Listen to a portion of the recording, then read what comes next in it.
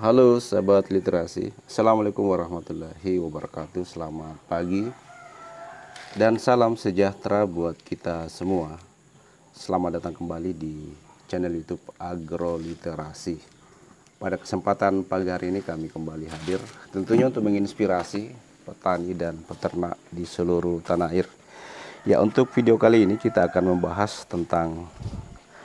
kembali tentang tanaman asolla, ya, dengan judul atau tema yang saya beri yaitu budidaya tanaman asolla dengan menggunakan berbagai macam wadah budidaya.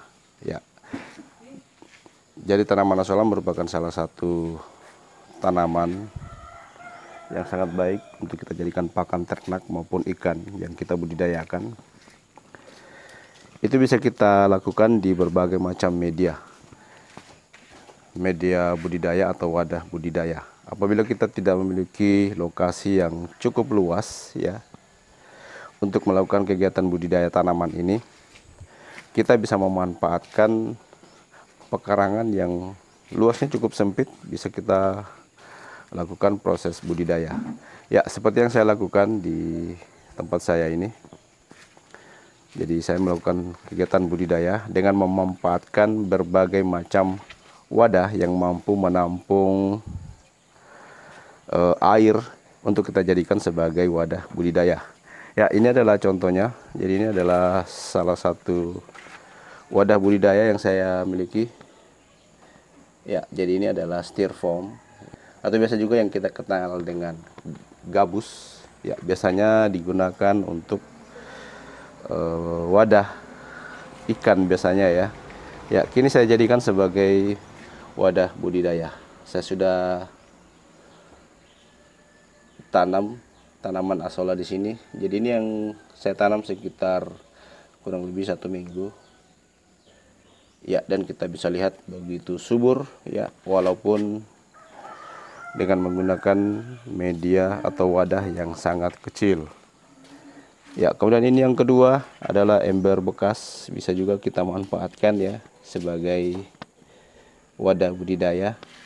Selama embernya ini tidak bocor, itu masih bisa kita manfaatkan, ya. Jadi tidak bocor dan masih mampu menampung air, itu bisa kita jadikan sebagai wadah budidaya tanaman asolla. Ya, begitu pula dengan baskom ini, baskom bekas yang sebenarnya sudah tidak terpakai. Ya, saya memanfaatkan kembali untuk menjadi wadah budidaya tanaman asolla. Ya, sahabat literasi dan sobat YouTube sekalian, jadi sekali lagi tanaman asolla bisa kita budidayakan itu di berbagai macam media budidaya atau wadah budidaya, baik yang ukurannya besar maupun kecil. Ya, selama kita melakukan proses pemupukan, ya, dan wadah budidaya tersebut itu berada di luar dan mendapat cahaya matahari yang cukup, ya,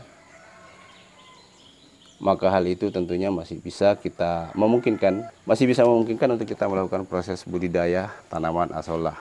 Ya, di samping itu satu hal yang sangat berpengaruh tentunya adalah proses pemupukan. Ya, jadi di samping tanaman asolla harus terkena cahaya matahari yang cukup, kita juga harus rutin melakukan proses pemupukan. Ya, berbagai jenis pupuk sudah saya jelaskan pada video-video sebelumnya. Dan juga kita melakukan proses pengadukan, ya, tentunya, ya. Ya, untuk pengadukan ini tentunya bertujuan untuk menjamin unsur hara yang ada di dalam media budidaya bisa senantiasa teraduk dan dapat ditangkap oleh akar tanaman asolla untuk menunjang pertumbuhannya. Ya, sahabat literasi dan sobat YouTube sekalian, jadi mungkin ini informasi singkat yang bisa saya berikan kepada kita, bagaimana kita memanfaatkan, ya, kalau bisa saya katakan barang-barang bekas untuk kita jadikan sebagai wadah budidaya tanaman asolla. Ya, sahabat literasi dan sobat YouTube sekalian, semoga bermanfaat dan dapat menginspirasi. Saya akhiri, wabillahi taufiq wal hidayah. Wassalamualaikum warahmatullahi wabarakatuh.